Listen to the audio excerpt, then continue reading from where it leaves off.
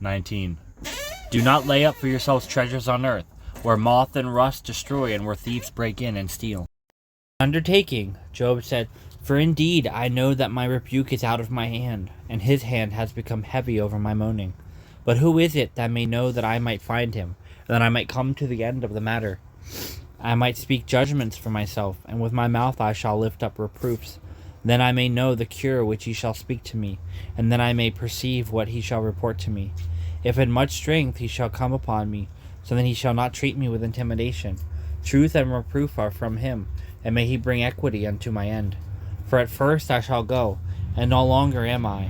The things of the latter end, what do I know? In his acting with the left hand, I cannot hold back. He covereth the right hand, and I shall not see it. For he knows my way already. He examines me as the gold, and I shall go forth in his precepts. For his ways I kept, and in no way shall I turn aside from his precepts. In no way shall I pass by them, and in my bosom I hid his sayings. But if he judged thus, who is the one contradicting him? For he wanted, and he did. On account of this I have hastened unto him, and being admonished I thought of him. Over this I should take his face seriously. I shall contemplate, and shall be terrified of him. But the Lord softened my heart, and the Almighty hastened me. For I knew not that darkness shall cover upon me, and dimness covered before my face.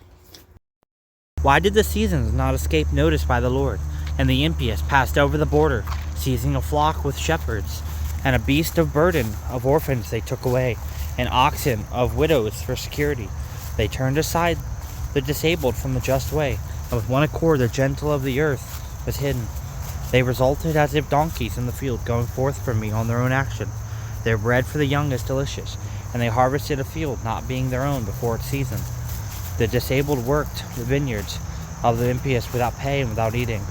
They rested many naked without clothes, and they removed clothing necessary for their life. For the midst of the mountains they are wetted from protection not holding to them, and they covered themselves with rock. They seized the orphan from the breast, and they humbled the one falling off. And of naked ones they rested wrongfully, and of ones hungering they removed the morsel. In narrows they wrongfully lie in wait, in the way of the just they knew not. The ones from the cities, and the ones of their own houses they cast out, and the souls of the infants moan greatly. But why did he in overseeing these not act in their being upon the earth? And they did not recognize, and the way of righteousness they knew not, nor were gone by their shortcuts. But knowing their works he delivered them unto darkness, and night will be as a thief. The eye of the adulterer watched for the darkness, saying, the eye will not think of me beforehand. And he put a concealment for his face.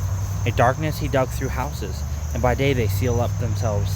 They do not know the light, for in one accord to them in the morning in the shadow of death, for each shall realize the disturbance of the shadow of death. He is light upon the face of the water. More, their portions be cursed upon the earth. For armfuls of orphans they seized by force. So then in sin is called to mind, and as fog of dew he vanishes. May be recompensed to him what he acted, and may every unjust one be destroyed equally, as incurable rotten wood. For the sterile woman he did not do well, and on the helpless woman he did not show mercy. In rage he overturned the disabled. Accordingly, in rising up, in no way shall he trust in his own life. In being infirm, let him not hope to be healed, but he shall fall to disease. For his arrogance afflicted many, but he withered as a mallow plant in sweltering heat, and as an ear of corn falling off from the stubble by itself. But if not, who is the one saying for me to speak falsely? And he renders my words as nothing. An undertaking Baldad the Shuhite said, for what retort or fear is this, the one making all things in the highest? For let not any undertake the thought that there is deference for marauders, and upon whom there will not come to ambush for him. For how shall a mortal be just before the Lord? Or who may cleanse himself born of a woman? If he should order the moon, then it does not shine, and the stars are not pure before him. But alas, man is rottenness, and the Son of Man a worm. To whom do you lie near to, or to whom are you about to help? Is it not the one who has much strength, and whose arm is fortified? By whom have you been advised? Is it not to the one who has all wisdom? Or to whom will you follow after? Is it not the one who has greater power? To whom did you announce words? Whose breath is it that comes forth from you? Shall giants act as midwife from beneath the water, and for his neighbors? Hades is naked before him, and there is no wraparound garment for destruction. He stretches out the north wind upon nothing, and hangs the earth upon nothing, for binding water in his clouds. The cloud is not torn underneath it, and holding back the front of his throne, spreading his clouds over it. And by order he made the culvatures upon the face of the water till the completion of the light with darkness. The columns of heaven are spread out, and are startled at his reproach. And by strength he rested the sea. By higher knowledge he spread forth for the whales. And the bolts of heaven are in awe of him. By his order he put to death the dragon defectors. Behold, these are the parts of his way, and at the exaltation of his word we hearken to him. Who knows when he will execute the strength of his thunder? Deliver me, O Lord, from evil men. Preserve me from violent men who plan evil things in their hearts, and they stir up wars continually. They make their tongues sharp as a serpent's, and under their lips is the venom of asps. Guard me, O Lord, from the hands of the wicked. Preserve me from violent men who have planned to trip up my feet. The arrogant have hidden a trap for me, and with cords they have spread a net.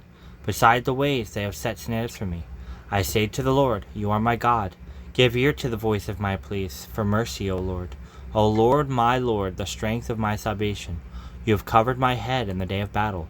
Grant not, O Lord, the desires of the wicked. Do not further their evil plot, or they will be exalted.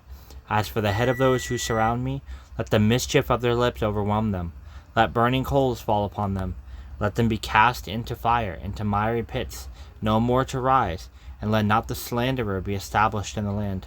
Let evil hunt down the violent man speedily. For I know that the Lord will maintain the cause of the afflicted, and will execute justice for the needy. And surely the righteous shall give thanks to your name, and the upright shall dwell in your presence. As a rush of water, so is the heart of a king in the hand of God.